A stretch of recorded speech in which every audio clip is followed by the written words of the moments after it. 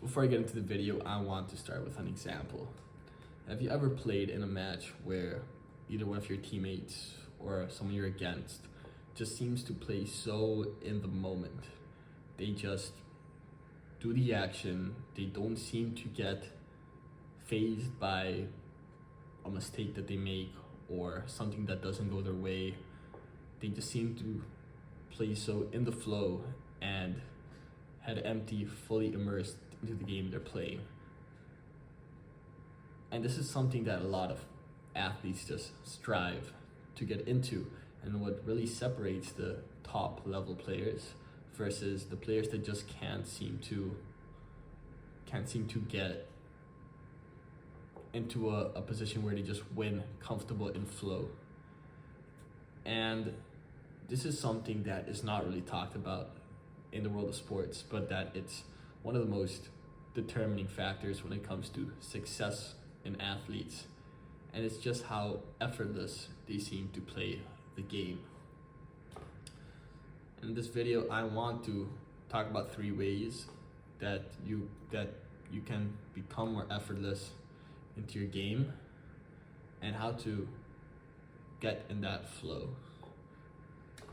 I'm Maximus. I'm a padel coach, and I help padel players get into the zone and release the mental constraints that they put onto themselves when they're playing in important matches, and also just help athletes all around, because I've played every sport in the book and also suffered from it myself. And talking about that, I can share a story that when I was around 14, I was really big into tennis. I would join tournaments, I would practice a lot, and I would always practice with this one guy. He's a friend of mine. He was a bit older, and he was also better than me. Let's call him Jose. And one time I remember he asked me to be his doubles partner for a tournament coming up. And I was very excited that he asked me, but at the same time, extremely nervous, because I really wanted to prove myself that I could compete in that level with him. And I remember game day came, and I was nervous as hell. I was so scared what he would think of me if I did not perform at that level. And just before the match, I remember I was just a whole mess. My head was not going into the game with a fresh mind, ready to compete, but more scared of what could happen if something went wrong. And being in that mindset, you guys can imagine exactly what happened. I started missing every shot. I made mistake after mistake. And as soon as I made a mistake, my mind immediately went to, okay, what is he thinking right now? He's never gonna play with me again. He's never gonna see me in a position that I know that I could be in. What are my opponents thinking? And eventually the opponents just started targeting me because they knew that I was the weaker link in that game, and that would put more pressure on me, and I started making even more mistakes, and it was one of the worst matches I played ever. And I left feeling so sad, so frustrated, and so disappointed in my own performance, and I just didn't get why. I didn't get why, if I wanted something so badly, it actually hindered my game and caused the opposite effect. And now that we're getting into effortlessness, I learned that this is a basic law in human nature, and that is the law of opposite attraction.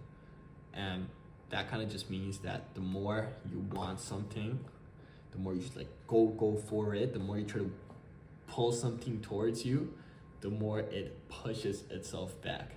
And this is very important for athletes in their sport. The more they really want something, their mind is so fixated in getting it. And you can take numerous examples of pro athletes in the NBA or in tennis that just really want something, and then you can tell that in those important matches, those were their worst performances overall. And this goes for life in general. It's not just sports. And what's really going on here is that the more you want something, the more you put a lot of pressure and mental blocks on you for what would happen if you don't get it. And that is what causes the nerves, and what nerves at the end of the day causes fear. So the more you want something, then you're fearful of not getting what you want out of it. Just like I was when I wanted to impress my friend that just completely saw me throw the game. And this fearful mindset is something we really have to look into and try to get out of as much as possible. And that is why the first technique, strategy that is very important is that you need to play out the fear.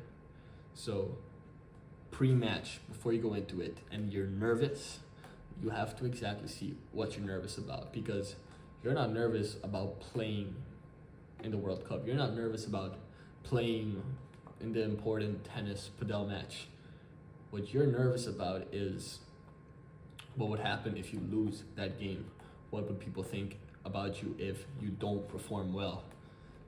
So now once you identify that that's the root of the fear, and this could come to one person, a group of people, but you just specify it as much as possible, then you got to play out, okay, what could happen if I do play horrible and they think, how does that play out? And what most players realize is that even in the worst case scenario, 99% of the times, once they play out that fear of what could happen if they do just play horrible, they realize, okay, I live another day, I might be a little disappointed, they might think something of me, but I'll keep playing my sport, I'll keep competing, I'll keep practicing. And once you kind of see that, and I suggest writing this down, write down the fear and write down how they could see it and how would that outcome be, your brain starts realizing, okay, there's almost nothing really there, and it's just your brain just making up these scenarios, your chimp brain that is trying to just alert of every danger that it sees coming that is really not relevant at all. It's a brand new day, so that's why I got a different shirt on. But yes, so now the second technique I want to talk about is, now that we have the pre-match routine more settled about playing out that fear like I talked about before, now what can we do in the match in order to calm down? Because in the match, sometimes we can't think that straight, it can all happen too fast. So what can we do in a match to help us have that effortlessness that we were talking about? Well, a lot of the time it's way easier to focus on what we can do to calm the body instead of what we can do to calm the mind, because if we have a calm body, that will translate in our mind also calming down, and that is always way easier to tackle than the mind itself. And the best way to do this, to calm the body down, is by just breathing techniques. So the most simple one, in order to calm your arousal state, calm your nervous system, it is to inhale for 3 to 4 seconds, and then through your nose, and then exhale for twice as long as that, so between 6 and 8. And you want to do between 5 to 10 of these, depending how much. The more you do it, the more settled down you're going to be. You might not want to go overboard on it, or else you might just be too relaxed for your match, while you do need to be a little bit tense, so watch out you don't overdo it instead. But this is for any player that just feels that they're playing tense and that the match is going way too fast and they need to slow things down. If you can do a few of these before the match starts, or during, when you have little breaks during the game, during whatever match, that is the ideal time to do it. On the flip side of that, there is a breath work you can do to bring your arousal state in your nervous system to a more active state. This could be either when you're feeling sleepy or just low energy, or just feel like you're slow and not really just at an active state. You can breathe in through your mouth and then breathe out like that 3 times. So 2 to 3 seconds in through your mouth, 2 to 3 seconds out through your mouth, and that will arouse your body. But be careful with this, because this does the opposite effect as the breathing I mentioned before. This will arouse your nervous state. So if you already have like high levels of nervousness, or just you can't focus, doing that might make it worse. So definitely practice in practice matches, even if the stakes aren't as high and you might not be playing with a lot of nerves. Practice implementing these spreads nonetheless into these practice matches so that you can go into a game already knowing what's the right sweet spot for you, how many times you need to do it, and whatnot. And the last breathing thing to do, which I recommend, is before a match or before going to bed, just lay in bed and do 10 seconds in, 10 seconds out, and do this for a couple of reps, between 10 to 15 reps, and this will just again reset the nervous system before you go into a match, and just help calm the mind down. So if you have trouble sleeping, this could work wonders as well. So now we talked about, okay, what can we do before the match? What can we do during the match to calm our body down, to see it in a different perspective that lets us play with flow, effortless? What else can we do to unlock this? Because even if we do implement all of that, there's still a chance that we are in our head way too much. And the last thing I want to mention for right now might sound really cliche, but it is detrimental and super important for athletes to really lock in their game, and that is to seek pleasure and just have fun during your match. The example I gave in the beginning of this video of the tennis situation where I was paired up is that I was not looking to play the match by having fun. I was just so scared of losing and so scared of playing bad that I did not allow myself to seek pleasure. And it has been proven that if you just focus on enjoying the game, enjoying the sport you're playing, enjoying the motions you're doing, you will play better. You will go for more riskier stuff, and you won't be scared of missing it because you are just enjoying your game. Just how in practice, a lot of the time we are enjoying our practices because there aren't stakes there. We are enjoying, and we can see that a lot of times we do a lot better in our practice than real matches. And that's because we're just enjoying it ourselves a lot more. So try to find something fun with your match, because at the end of the day, we are playing to enjoy ourselves. And I suggest what helps a lot is cracking a joke with the opponents or with your teammates, not the whole time, but maybe every now or then, or just smiling or laughing at something that happened throughout a point that was silly or whatever. But just loosen up a bit, or just do something out of the rhythm that gets you in the flow of just having fun.